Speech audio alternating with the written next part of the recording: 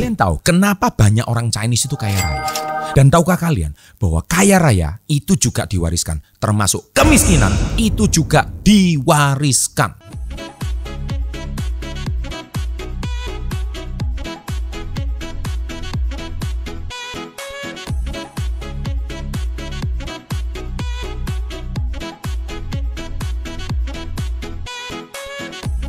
Welcome to Success Before 30 Business and Financial Mentoring.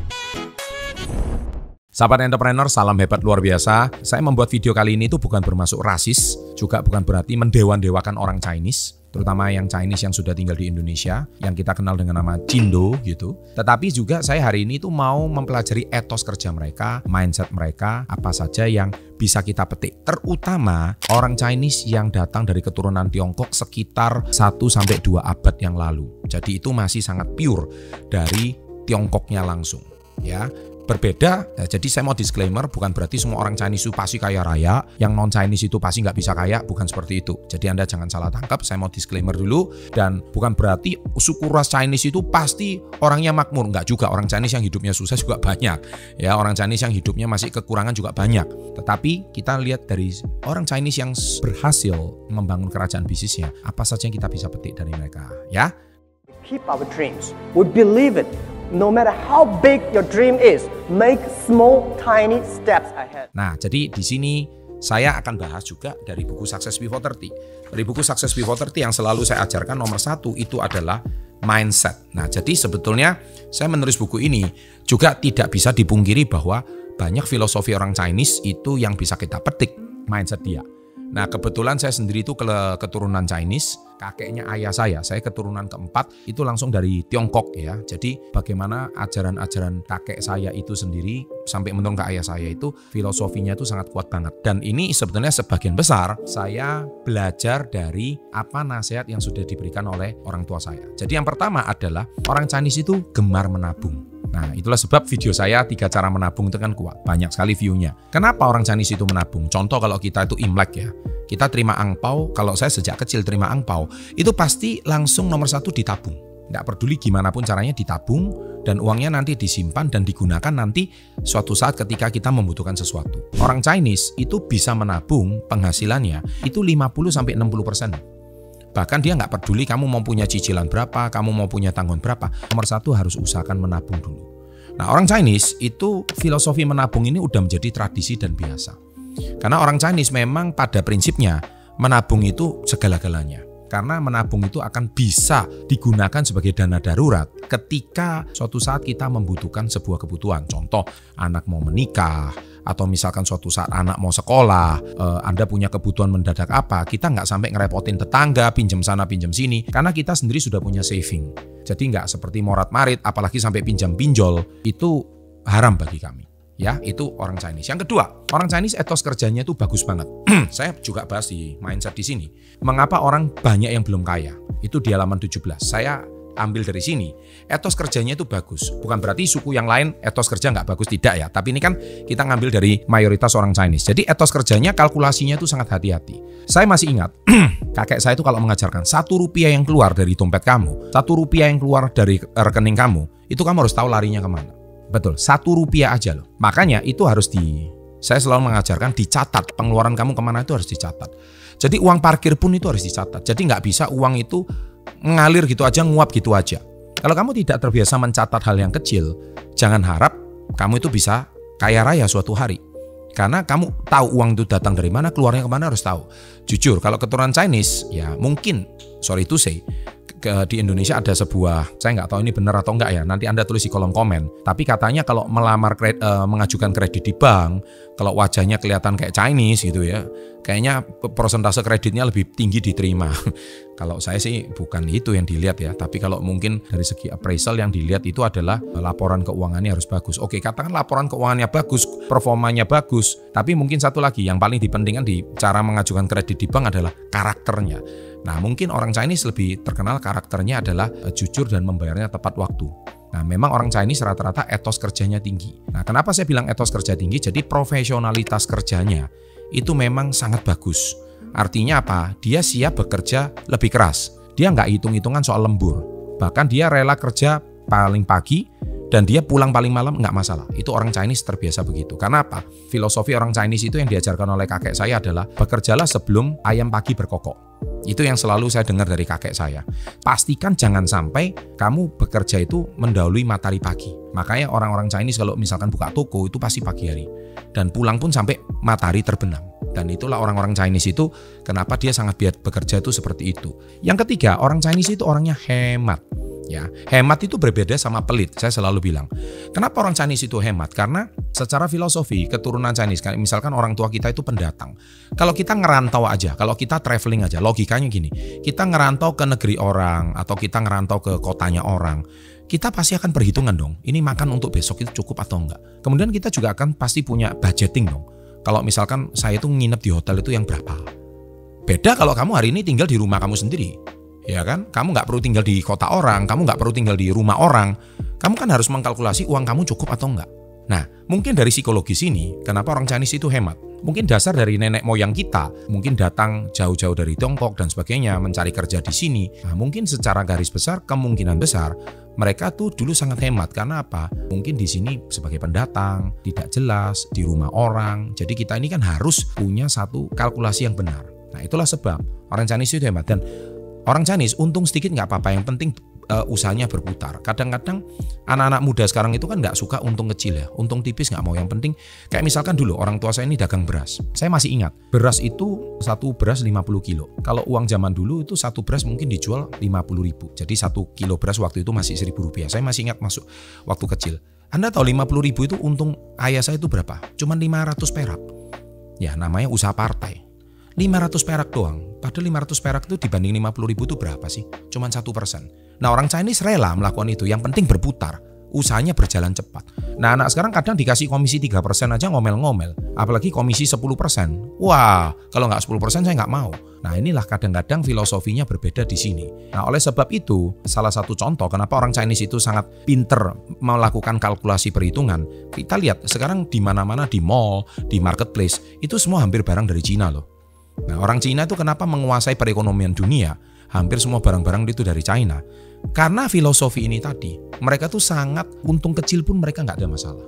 Karena itu mereka betul-betul sangat kalkulatif dalam masalah ini. Nah itulah kenapa orang Chinese itu mindsetnya itu sangat sedikit berbeda. Ya. Terus yang keempat, membeli barang bermanfaat. Saya selalu bilang, beli fungsi, jangan beli gengsi. Tulis itu di kolom komen.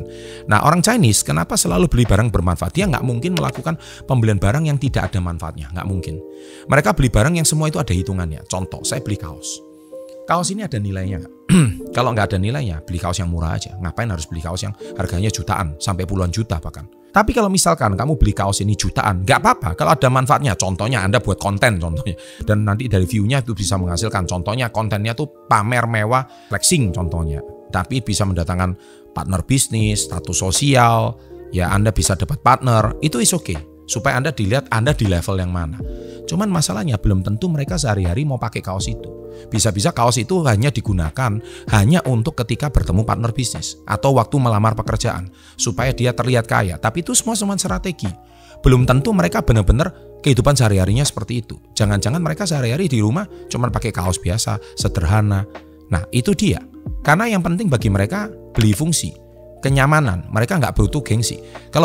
Kecuali bisnis kamu atau pekerjaan kamu mengharuskan kamu untuk flexing, dengan itu caranya mendatangkan uang lagi, orang Chinese akan melakukan itu. Karena mindsetnya seperti itu. Tapi kalau tidak ada manfaatnya, mereka nggak akan melakukan itu. Contoh, misalkan Anda melakukan bisnis to bisnis, contohnya B2B. Ketika Anda B2B, wajib Anda melakukan itu. Tapi ketika bisnis Anda cuma menghadapi pelanggan, buruh pabrik, atau mungkin pekerjaannya cuma menghadapi customer yang tidak mengharuskan Anda flexing, dia mungkin pakai celana pendek untuk jaga tokonya. Itu orang Chinese. Dia merasa tidak perlu dia harus pakai pakaian yang mewah dan rapi, yang penting bagi dia nyaman gitu. Dan satu lagi, orang Chinese tidak suka mempertontonkan hartanya. Yang nggak tahu orang-orang Chinese sekarang yang ada di sosmed ya, itu mungkin cuma strategi aja. Kalau kalian lihat pamer-pamer di sosmed, itu jangan-jangan dia cuma kebutuhan konten. Sekali lagi orang Chinese otak dagangnya pinter. Dia nggak mungkin flexing kalau nggak ada tujuan di balik itu semua. Kalau pada dasarnya, aslinya mereka nggak suka pamer. Bahkan yang saya tahu ini, zaman saya kecil ketika saya menjaga toko di depan papa saya itu melihat ada paman-paman tua gitu ya, umurnya katakanlah 60-an, rambutnya udah putih semua, cuman pakai celana pendek, kaos oblong gitu ya. Dia bawa karung gitu. Saya pikir karungnya itu isinya beras kayak atau tepung, ternyata uangnya 1 gembok. Dan itu saya sering temui waktu saya kecil. Dan itu benar. Nah, zaman dulu nggak ada OVO, nggak ada QRIS gitu ya. Nah, sehingga mungkin dia harus membawakan uang tunai kemana-mana. Karena dengan cara itu dia langsung bayar kontan. Yes, itulah orang Chinese. Dia tidak terlihat kaya nggak apa-apa, tapi duitnya di mana-mana. Dan orang Chinese yang tulen itu simpanannya pasti banyak. Simpanan bukan artinya simpanan banyak wanita atau simpanan banyak istri. Simpanan duit dan simpanan hartanya gitu. Nah, itulah cara berpikir orang Chinese. Karena mereka selalu mempertimbangkan masalah simpanan. Itu utama bagi mereka. Jadi ketika di masa sulit, mereka masih bisa tetap hidup dan survive. Itu cara berpikir orang Chinese. Yang kelima, orang Chinese itu haram untuk memiliki hutang untuk foya-foya. Oke, maksudnya itu apa? Contoh gini. Orang Chinese paling nggak suka foya-foya. Kalaupun mereka hutang itu untuk bekerja atau hutang untuk bisnis. Boleh nggak hutang? Boleh. Orang Chinese boleh hutang. Tapi hutang itu hutang produktif, bukan hutang konsumtif. Hutang itu yang punya fungsinya. Contohnya saya berhutang untuk modal kerja. Itu oke. Pekerjaannya sudah ada, modalnya sudah ada, itu oke. Tapi dia pantang untuk kredit konsumtif. Paling contoh sekarang orang Chinese kalau mau pakai fitur pay later, dia akan pakai. Tapi dia pastikan uangnya sudah ada. Dan dia putar uang itu 30 hari untuk keperluan yang lain. Akhirnya 30 hari kalau dia bayar on time, dia akan dapat benefit. Mundur 30 hari, kemudian dia dapat poin, dia dapat banyak benefit yang lain, dan uang 30 hari itu dia bisa manfaatkan. Namanya orang otak dagang. Sedangkan orang-orang Indonesia pada umumnya, sekarang saya bukan mau sebut suku apa ya, tapi biasanya hutang itu untuk kebutuhan foya-foya, hutang itu untuk terlihat kaya, hutang itu untuk konsumtif, dan jangan-jangan uangnya belum ada. Itulah sebab saya tadi di awal ngomong bahwa kaya diwariskan, miskin itu juga diwariskan. Yang diwariskan itu apa? Mindsetnya. Nah, itu yang jadi masalah. Makanya selalu saya gedor di sini. Nomor satu mindset. Itulah yang selalu saya utarakan. Jadi pastikan kalau Anda kredit, Anda sudah tahu cara membayarnya. Beli iPhone contohnya, cicil 24 kali. Gak apa-apa saya cicil. Uangnya belum tentu, nanti saya bayar pakai gaji. Belum tentu uangnya ada. Dia bilang, oke, gaji saya katakanlah 4 juta, saya berani pakai iPhone.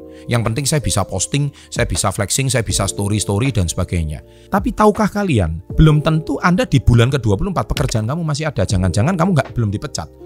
Iya kan? Kalau kamu dipecat, habis itu. iPhone-nya mau diapain? Dijual pun harganya nggak sampai separuh, akhirnya Anda rugi. Anda boleh aja, ada teman saya ngomong, wah orang Chinese itu Tuhannya adalah duit. Saya bilang begini, keliru. Orang Chinese Tuhannya bukan duit. Orang Chinese itu adalah kalkulatif. Dia sangat antisipatif. Kalau uangnya nggak bisa dibayar, caranya gimana? Kalau seandainya nanti cara bayarnya nggak bisa, ada solusi apa? Orang Chinese selalu begitu cara karena dia udah terbiasa dalam keadaan terdesak. Nah, itu dia. Dan yang keenam, investasi. Orang Chinese gemar investasi, yang tadi hubungannya menabung. Nah, orang Chinese biasanya banget nabung, dari dulu suka menabung emas, menabung properti. Itu orang Chinese. Jadi orang Chinese lebih milih mana? Membeli rumah atau menyewa rumah. Orang Chinese kebanyakan lebih suka beli properti dulu, karena itu milik sendiri. Beli properti dinikmati sendiri. Beli sendiri, karena apa? Nanti capital gain-nya bisa naik. Kalaupun dia harus sewa, dia akan hitung-hitungan sewa sama beli untung mana. Nggak mungkin dia asal yang penting tujuannya untuk pamer, tujuannya untuk supaya terlihat kaya, supaya mentereng. Nggak mungkin. Nah, orang Chinese seperti itu. Oke guys, sebetulnya masih banyak sekali kelebihan orang-orang Chinese. Coba tuliskan di kolom komen. Kamu kalau punya teman-teman Chinese, biasanya ada nggak sifat-sifat mereka seperti ini? Atau ada sifat-sifat positif mereka? Sifat positif lah ya. Saya butuh komentar positif. Saya nggak ngomong butuh komentar negatif. Semua orang, semua suku pasti punya sifat negatif. Saya nggak mau bahas sifat negatifnya. Ada nggak yang kelewat dari saya? Tolong tulis di kolom komen, kita belajar bersama. Sukses untuk Anda, dan semoga video kali ini bermanfaat. Kita bisa petik positif dari suku Chinese di Indonesia maupun di seluruh dunia. Sukses untuk Anda, salam hebat luar biasa. Beli iPhone contohnya, cicil 24 kali. Gak apa-apa saya cicil. Uangnya belum tentu, nanti saya bayar pakai gaji. Belum tentu uangnya ada. Dia bilang, oke, gaji saya katakanlah 4 juta, saya berani pakai iPhone. Yang penting saya bisa posting, saya bisa flexing, saya bisa story dan sebagainya. Tapi tahukah kalian, belum tentu Anda di bulan ke-24 pekerjaan kamu masih ada. Jangan-jangan kamu belum dipecat. Iya kan? Kalau kamu dipecat, habis itu. iPhone-nya mau diapain? Dijual pun harganya nggak sampai separuh, akhirnya Anda rugi.